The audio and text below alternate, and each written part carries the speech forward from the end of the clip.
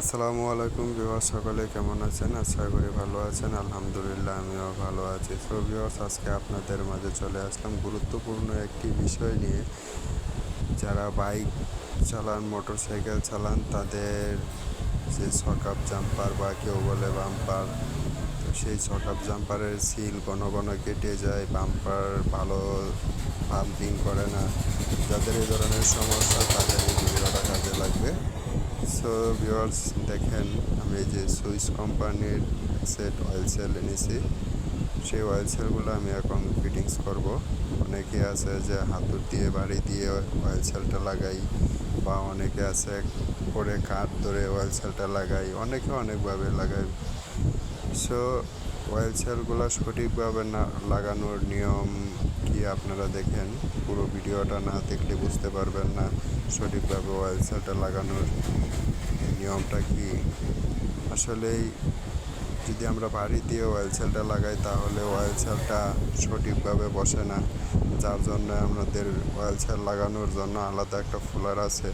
সেই ফুলারের দ্বারা যদি আমরা অয়েল সেলটা ফিটিংস করি, আশা করি অয়েল সেলটা কোনো সমস্যা হবে না, অয়েল সেলটা কাটবে না। আশা করি অনেক দিন টিকসই করবে বা ভালো পাম্পিং করবে বা বাম্পারটা স্মুথ থাকবে। সো দেখেন যে এই ধরনের একটা ফুলার নিয়ে আপনারাও যদি অয়েল সেল ফিটিংস করেন, আশা করি আপনারাও ভালো পারফরমেন্স পাবেন। সো দেখেন, আপনারা পুরো ভিডিওটা দেখেন, না দেখলে বুঝতে পারবেন না।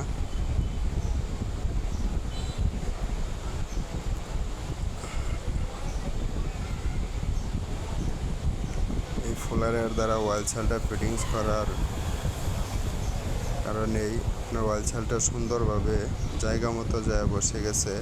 আবার আমরা যদি ভারী দিয়ে অয়েল সেলটা লাগাই তাহলে হয়তো এক সাইড বসে আর এক সাইড উপর দিকে ভেসে থাকে, চতুর্দিক মাপ মতো যায় বসে না। যার কারণে আমার এই যে ফোলার দিয়ে অয়েল সেলটা লাগাইলে চতুর সাইড সমানভাবে যায় বসে জায়গা।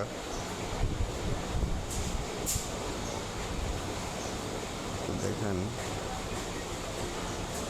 পুরো ভিডিওটা দেখেন, না টেনে পুরো ভিডিওটা দেখেন, আশা করি বুঝতে পারবেন।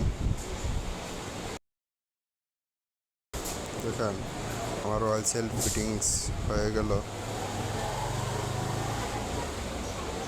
আশা করি বুঝতে পারছেন। ধন্যবাদ সকলকেই।